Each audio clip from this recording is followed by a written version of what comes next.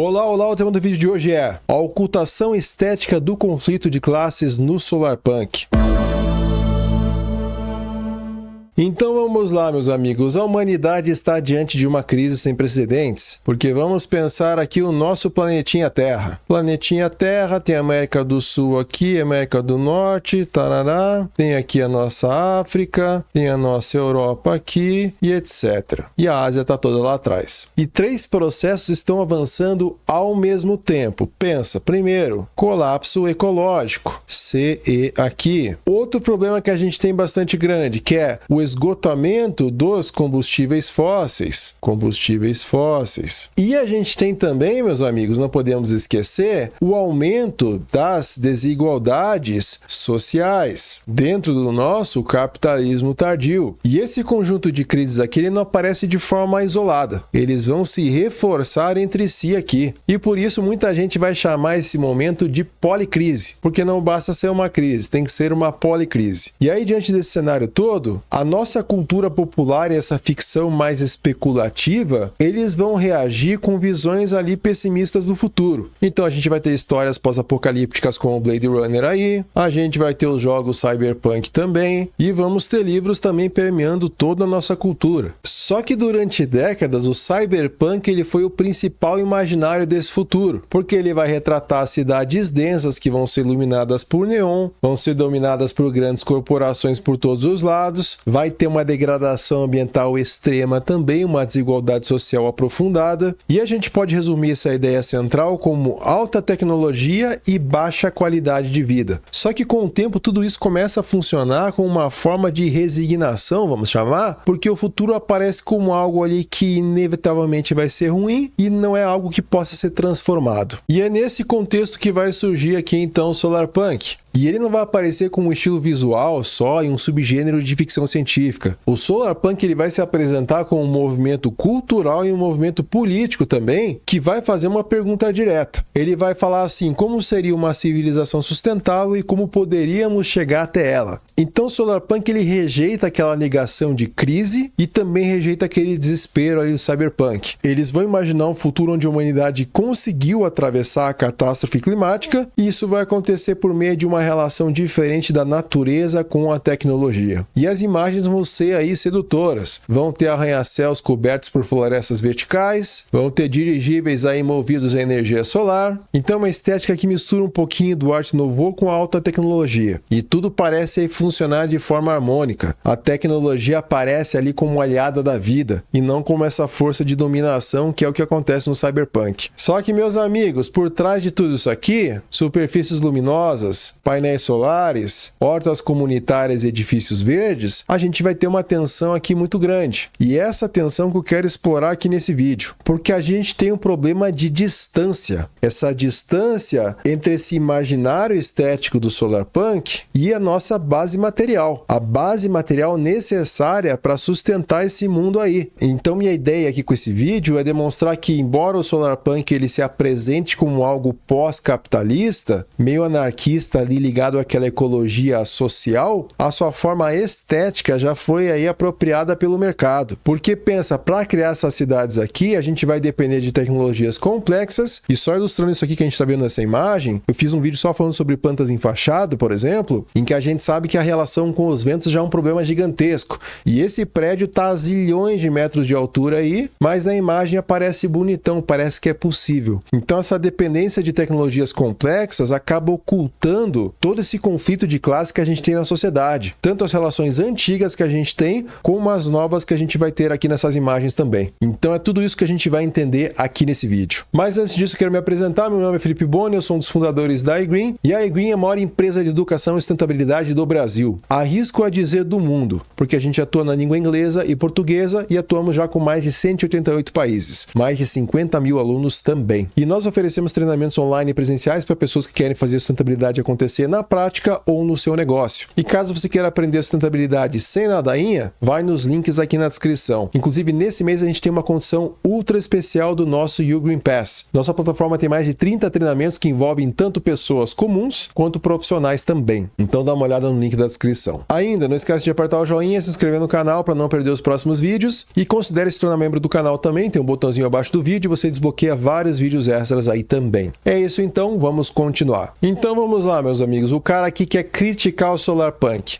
Então se eu quero fazer isso de uma forma mais consistente, vai ser necessário que a gente entenda como que esse Solarpunk funciona, principalmente como ele funciona por dentro e quais são suas bases filosóficas ali. Então vamos imaginar aqui o nosso Solarpunk, um solzinho com um moicano, aí já simboliza que ele é punk, beleza, mas ele não vai ser um movimento único ali fechadinho, ele vai funcionar dentro de um espectro aqui, porque pensa, de uma ponta a gente vai ter aqui práticas mais radicais, como por exemplo do it yourself, o faça você mesmo, só que na outra vão surgir propostas aí mais tecnocráticas, então T de tecnocrático, e que vão apostar em soluções que são bastante complexas, mas ambos vão ter aí uma intenção que vai ser positiva. E aí a tentativa central do Solarpunk é combinar a inovação tecnológica, ou seja, toda essa inovação aqui, com os princípios ecológicos e sociais. Então ele busca uma tecnologia moderna com modos de vida mais integrados ali à natureza. E a principal base teórica do Solarpunk vai ser a ecologia social, que foi formulada aqui pelo pensador Murray Bookchin. Então ele foi influenciado pelos trabalhos do Hegel, do Marx, do Peter Kropotkin também, e ele era o pioneiro aí do movimento ambiental. E a ecologia central ela vai partir de uma ideia central, que a destruição da natureza ela vai acontecer da dominação de seres humanos sobre outros seres humanos. Porque pensa, esse cara aqui, ele não vai conseguir sozinho fazer um tratorzão, então um tratorzão aqui, ele não vai fazer isso sozinho e vai chegar depenando uma floresta. Ou seja, isso não começa com as máquinas, não começa com as fábricas, não começa com a tecnologia. Isso começa justamente na relação de poder entre as pessoas aqui. Porque quando a sociedade aceita que uns vão mandar, outros vão obedecer, alguns vão acumular e outros vão ser descartáveis nesse processo, essa lógica também vai poder ser aplicada na natureza. E aí sim que a destruição vai poder acontecer. Comparação muito simples, uma floresta com vários índios. Tem as arvorezinhas aqui, vão ter alguns índios aqui. A natureza, nesse caso, não vai ser um objeto. Ela vai ser um parente desses índios aqui. Ela vai ser um território vivo. Ela vai ser um sistema compartilhado entre essas pessoas aqui. Só que se a gente troca isso para um império, onde vai ter escravidão, vai ter colonialismo, vai ter capitalismo industrial, agora tudo pode ser explorado. Tudo pode ser convertido em lucro para aquele que manda. E aí isso aqui pode ser explorado sem piedade. E aí o conceito de ecologia social ela vai discordar disso, porque na verdade os seres humanos eles cooperaram por milênios. E aí vai chegar um liberalzão aqui e vai falar, não, mas isso aqui é da natureza humana. O ser humano gosta de se dar bem em cima dos outros e de destruir tudo. A ecologia social vai discordar disso, porque pensa bem, meus amigos, estatisticamente os seres humanos eles cooperaram por milênios e eles viveram dentro de limites ecológicos por milênios também. E eles se organizavam em sociedades complexas, na grande maioria das vezes, sem destruir tudo. Então perceba, o problema não é da humanidade em si, é justamente de um tipo específico de organização social. Então, quando Bookchin fala a dominação da natureza reflete a dominação de um ser humano sobre outro, ele está dizendo que se uma sociedade aceita essa exploração social, ela vai aceitar também essa exploração ambiental. Se uma sociedade naturaliza essa hierarquia aqui, ela vai naturalizar também o extrativismo. E se uma sociedade concentra poder, ela vai concentrar também os impactos ambientais nos mais fracos, que é o que a gente vê todo santo dia. Então não adianta nada a gente enfiar 500 painéis solares na nossa sociedade, 600 milhões de carros elétricos andando para lá e para cá, carro elétrico bonitão aqui, ó, coisa linda, se a energia continua na mão de pouco, se a terra continua privatizada e se o trabalho continua sendo explorado. Então, sem mudar as relações sociais, a tecnologia ela vai só mudar a forma de exploração, mas não vai eliminar essa exploração. Então, a ecologia social nunca vai dizer salve a natureza para salvar as pessoas. Ela vai dizer diferente disso. Para salvar a natureza, a gente precisa acabar com as relações de dominação entre as pessoas. Então, ela exige o enfrentamento das hierarquias sociais que estruturam a sociedade. Então, isso inclui patriarcado, racismo, gerontocracia e, claro que da forma mais central, vai incluir as estruturas de classe do nosso capitalismo. Porque sem desmontar essas hierarquias, qualquer solução ambiental, meus amigos, vai ser parcial e vai ser instável. E aí o termo punk no solarpunk, ele vai vir dessa tradição aqui de resistência. Ele vai se conectar a esse anarquismo e aquela crítica ali radical das formas de poder centralizado. Então o solarpunk ele vai rejeitar grandes sistemas aí centralizados de energia, pode ser aí energia fóssil, pode ser energia nuclear, pode ser corporativa também, e no seu lugar eles vão propor aí os microgrids, esses microgrids comunitários. Então a gente vê aí placas solares em vários lugares dessas imagens. Cada imagenzinha dessa, ó, cada pedacinho dessa imagem aqui vai ter umas plaquinhas solar aí. Essa casa tem, esse predinho também tem, se vier para a direita outros aqui vão ter. Então aqui seria uma Berlim Solarpunk. Então isso vai acontecer localmente, não vai ser gerido ali daquela forma democrática. E também a organização social imaginada pelo solarpunk, ela não vai depender de um estado-nação ali centralizado. A ideia é se basear ali em assembleias locais, em cooperativas de trabalhadores, confederações municipalistas também. Então a ideia é substituir estruturas verticais por decisões coletivas. E o movimento faz uma distinção importante entre dois tipos de escassez. Então botando o exemplo de escassez aqui, vai ter escassez real, ou seja, que é ligada aos limites do planeta Terra, e vai ter escassez artificial, que é criada pelo capitalismo para manter os lucros e o controle social. Então o solarpunk vai afirmar que se a tecnologia for libertada dessa lógica do lucro, ela vai poder garantir abundância material básica para todos. Então isso abriria espaço para uma sociedade com menos trabalho compulsório e mais tempo ali para o desenvolvimento humano também. E aí quando a gente olha essas imagens bonitonas aqui, isso vai ter uma função também, porque diferente de correntes puramente teóricas ali, o solarpunk vai atribuir aí um papel central a essa estética. Então a imagem não vai ser apenas decoração, ela vai funcionar como uma estratégia política também. Então a ideia é tornar o futuro sustentável visível, é tornar isso aqui desejável, é tornar isso concreto no presente. Então em oposição a esse futurismo corporativo que vai ser marcado por superfícies lisas, vidro, branco, um minimalismo ali maior, ambientes mais assépticos também, o solarpunk vai adotar o orgânico, vai adotar o irregular, vai adotar o complexo. E essa escolha estética não vai ser neutra, ela vai comunicar valores sociais e políticos também. Então alguns elementos visuais vão aparecer ali de forma mais recorrente. A gente vai ter muito de Art Nouveau também. Aqui é um exemplo do Gaudí, aqui já seria a referência solarpunk, muita imagem Goya aí, e aqui já seria um pouquinho do Arts and Crafts, para vocês entenderem mais,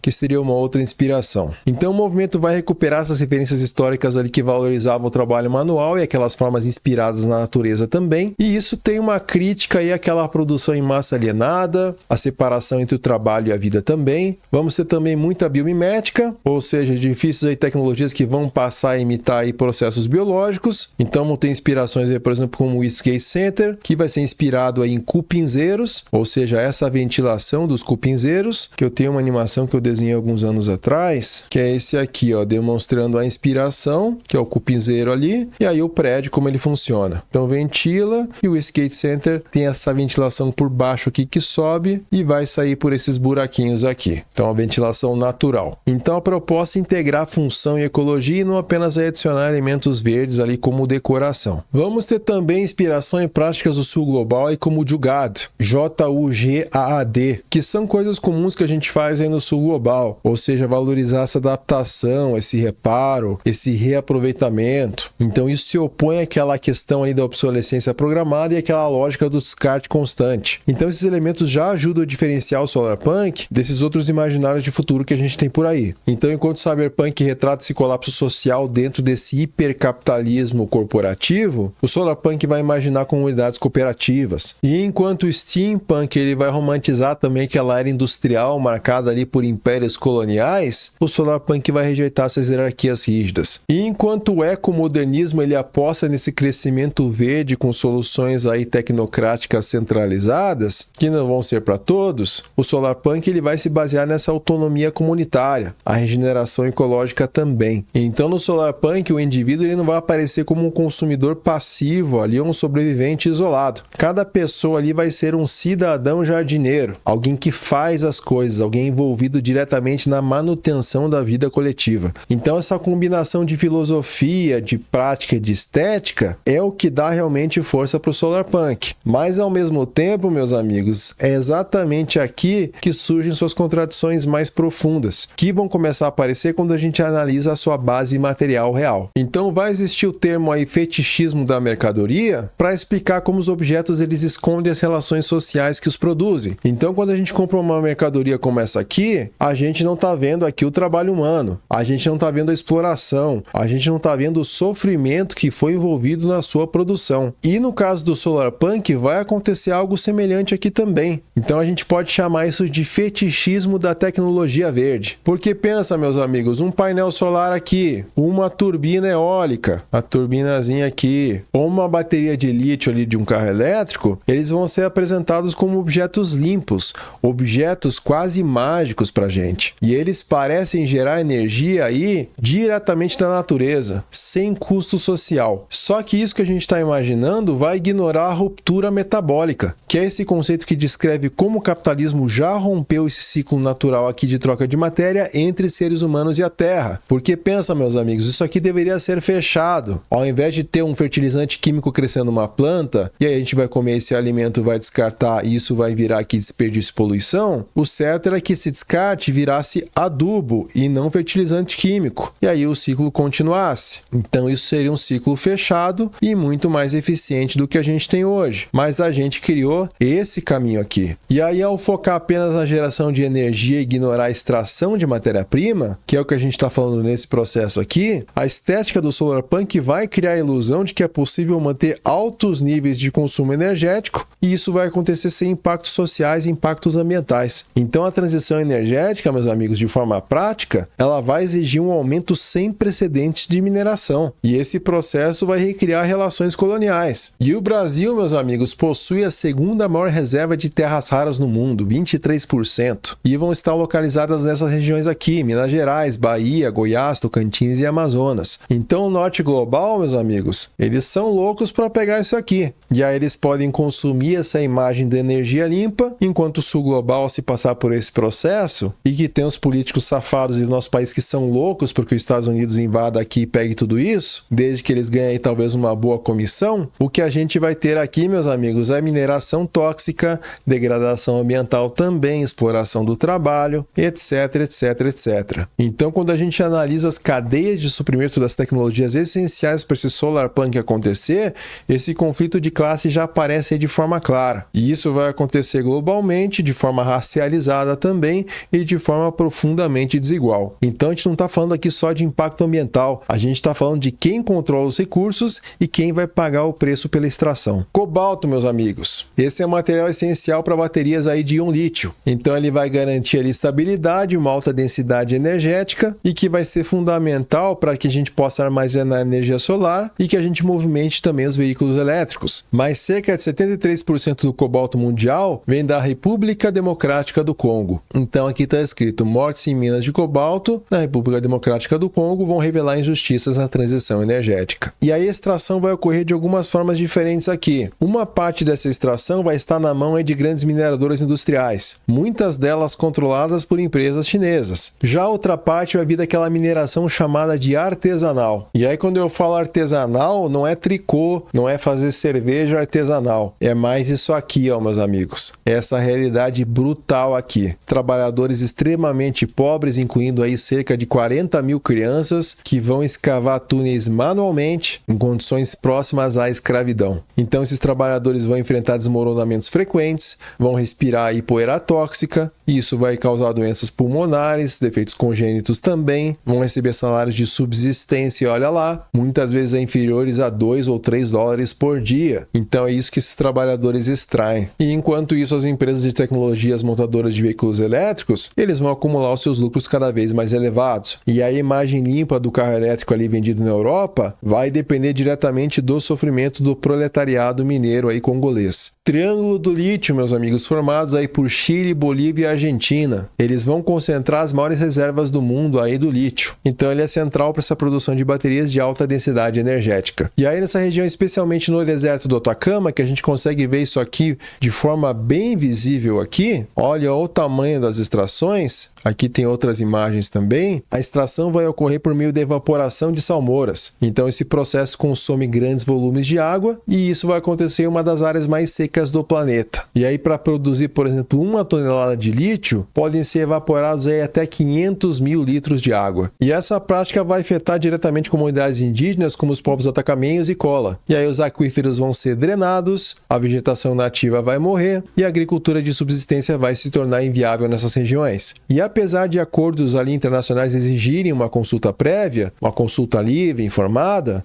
essas comunidades são frequentemente ignoradas e vão receber ali compensações que vão ser só simbólicas. Então esse discurso, meus amigos, de progresso verde, ele passa também a funcionar como uma forma de despossessão territorial, porque a mineração vai ser apresentada como uma colheita de minerais para salvar o planeta, mas vai destruir territórios e modos de vida aí do sul global. Então aqui, meus amigos, o conflito de classes aparece aí como uma disputa por soberania territorial. Vai ser sobre soberania da própria água e também essa sobrevivência cultural frente a todo esse capital aí transacional. Então a estética do Solarpunk vai funcionar como uma camada que vai esconder o que realmente acontece. O conflito de classes não vai desaparecer. Ele apenas vai ser deslocado para longe aí do campo de visão das cidades que consomem essa imagem do futuro sustentável. E aí o Walter Benjamin, meus amigos, ele alertou que os regimes autoritários eles tendem a transformar a política em espetáculo. E as massas passam a se expressar ali por meio da estética, mas sem mudanças reais nas relações de poder e de propriedade também. E o capitalismo contemporâneo, meus amigos, ela aplica uma lógica parecida à nossa sustentabilidade. Porque pensa, quando o nosso Solarpunk ele é reduzido a um estilo visual, que vai ser repetido em redes sociais, imagens publicitárias, plataformas aí como o Instagram e o Pinterest, ele vai correr o risco de virar só uma forma de jardinagem ali sem conflito de classes. Então a beleza das soluções ela passa a ocupar o centro da atenção. A arquitetura orgânica, referência de arte nouveau, as pessoas com roupinha de linho, alimentos orgânicos, objetos artesanais. Então tudo isso é apresentado como um sinal de um futuro resolvido. Só que a relação social que produz essas soluções ela vai desaparecer do debate. Então essa imagem de futuro harmonioso ela sugere que a transição ecológica ela já está em curso, ou que ela depende apenas ali de boas escolhas de design e uma inovaçãozinha tecnológica aqui e ali. E isso vai ocultar um ponto central gigantesco aí, que as tecnologias necessárias para enfrentar a fome, a crise energética, o colapso ambiental também elas já existem. E o que impede essa distribuição justa não é a falta de técnica, mas é justamente uma estrutura de classe baseada na propriedade privada e na busca pelo lucro incessante. Então, quando a estética Solarpunk ela esconde esse conflito de classes, isso vai acontecer porque aquela versão ecomodernista que eu tinha mostrado antes, ela vai dominar essa representação pública. Então, uma vibe positivinha aí que vai ser usada para vender produtos, empreendimentos imobiliários também e estilos de vida aí legaisinhos. Mas, ao mesmo tempo, demandas por reforma agrária, direitos trabalhistas, justiça climática, isso aí não vai importar muito. Isso aí vai ser silenciado. E antes da conclusão, eu quero saber o que você pensa sobre isso. Você acha que esse Solarpunk tem futuro? Você acha que é só uma viagem aleatória? Diga sua opinião nos comentários aí, vamos expandir esse conhecimento. Ainda não esquece de dar o like para ajudar a compartilhar esse conteúdo com mais gente. Também se inscrever no canal para não perder os próximos vídeos. E ainda não esqueça da nossa área de membros. O valor é super acessível, começa com R$5 por mês e você desbloqueia uma série de conteúdos exclusivos aqui do canal. Dá uma olhadinha no botãozinho abaixo do vídeo aí logo na sequência. Então, meus amigos, depois dessa análise, acho que a gente conseguiu entender que o Solarpunk não é só um estilo artístico, não é só um subgênero aí maluquinho da ficção científica, ela também é esse campo aí de disputa ideológica. Então, ao mesmo tempo que ela funciona ali como esse horizonte utópico pra gente, que acaba sendo até necessário ali psicologicamente para enfrentar esse niilismo aí climático que a gente tem pelo mundo, isso aqui também pode operar aí como uma máscara ideológica que vai ser usada pelo capitalismo verde para promover uma transição em que vai preservar as hierarquias de classe existentes e não vai mudar muita coisa. Então o Solarpunk esconde esse conflito de classes porque ela concentra a sua atenção, na verdade, no resultado final, que é a cidade verde, que é a graminha aqui, que é o painel solarzinho lá, que é a arvorezinha aqui e ali, mas ela não vai pensar no processo material e político necessário para construir tudo isso aqui. Então a gente acaba fetichizando essa tecnologia verde, essa arquitetura aí biofílica, e aí o movimento corre o risco de apagar tudo aquilo que sustenta toda essa imagem. E aí vai desaparecer ali o trabalho dos mineiros de cobalto na República Democrática do Congo, vai sumir toda aquela terra retirada de comunidades indígenas no Chile, na Argentina, na Bolívia. Então essa estética funciona como um véu, mas ela não vai eliminar o conflito. Isso que eu nem falei sobre o processo de gentrificação que também aconteceria muito nesse processo, porque muita gente que entraria aqui acabaria indo para outros lugares. Mas Mas aí para essa parte da gentrificação, eu vou deixar vocês com esse vídeo aqui, gentrificação verde, que tá bonitinho aí no canal, eu fiz há mais ou menos uns 2 meses atrás. Depois assiste que tá bem bacana, bem legal entender esse processo todo. Esse processo de tornar uma região muito boa, mas infelizmente deslocando pessoas que não podem pagar por uma região melhor agora desse campo de visão. Então, meus amigos, não existe futuro solar ético sem justiça na cadeia global de suprimentos. A estética precisa ser sim politizada e uma transição dessas exige a nossa luta de classe. Então é isso, espero que eu tenha contribuído aí com você de alguma forma e uma ótima semana para você.